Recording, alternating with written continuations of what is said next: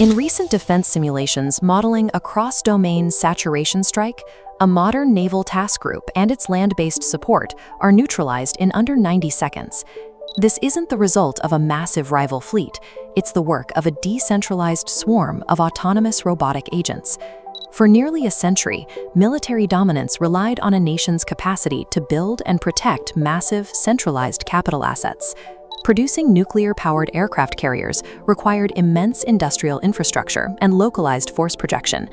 Main battle tanks followed that same logic, bolting thicker steel onto a single hull to guarantee survival.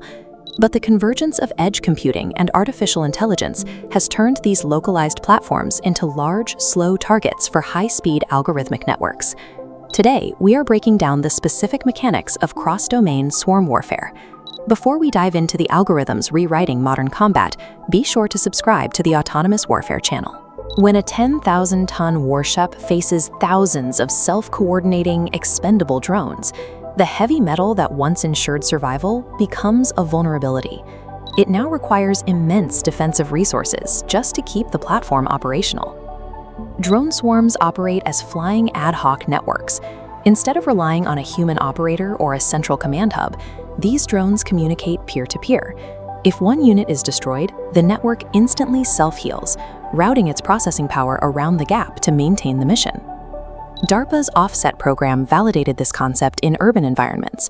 They deployed HiveXL robotic carriers, mobile platforms that launch and recharge up to 80 individual drones. Using local edge computing, the swarm navigated tight city blocks, automatically identifying hazards and targets tagged with 2D April tag barcodes to execute raids without direct human intervention. In simulations by the Air Force and RAND, 1,000 low-cost drones used a mesh network to flood the Taiwan Strait. The swarm was programmed to mimic the radar cross-section of a manned F-35 fighter, flooding enemy air defense scopes with false targets. While exhausting the adversary's missile supply, the drones act as a distributed sensing grid.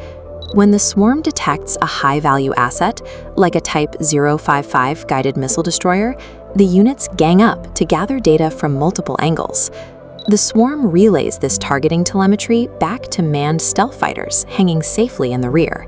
This allows pilots to launch standoff precision-guided weapons with their own radars turned off, making the manned aircraft nearly impossible for the enemy to detect. This coordination extends below the surface. The Aquatic Tiger wargame demonstrated how long-range autonomous underwater vehicles could loiter covertly for months, massing in maritime choke points like the Luzon Strait to ambush ships and lay mines. By synchronizing strikes across the air, across the surface, and subsurface domains, autonomous swarms negate traditional localized defensive perimeters. They don't attack a single point, they saturate the entire battle space. Defending against these swarms exposes technical blind spots in legacy equipment. Hard kill systems like the Raphael Trophy are designed to intercept incoming projectiles on a horizontal plane, leaving a vertical dead zone directly overhead that top attacking drones can exploit. The economic exchange is equally skewed. Firing a multi-million-dollar missile to shoot down a $400 drone is a losing strategy. Even kinetic interceptors like the Raytheon Coyote share a critical vulnerability: limited magazine capacity. A physical defense system can simply be saturated by a swarm that carries more agents than the defender has interceptors to fire. This is why the military is turning to high-power microwaves. Because they operate on electricity, these directed energy systems provide an infinite magazine, addressing the physical volume of a swarm attack. A high-power microwave emits a broad electromagnetic field. This energy instantly infiltrates the drone's fuselage, creating surges that fry computer chips. In tests, this system dropped 49 drones in 2 seconds, with future ranges projected to reach 5 kilometers. But the cycle of countermeasures is accelerating. To bypass electronic jamming, swarms are deploying fully autonomous edge AI that performs targeting locally, requiring no external data links at all.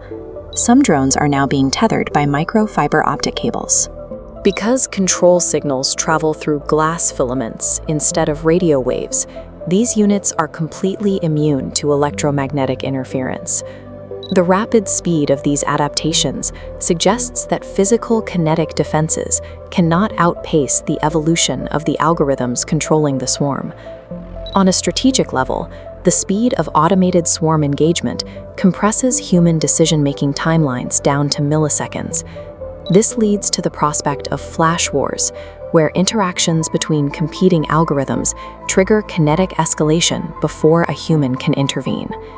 The Rusi Journal notes that this creates a dangerous use them or lose them dynamic.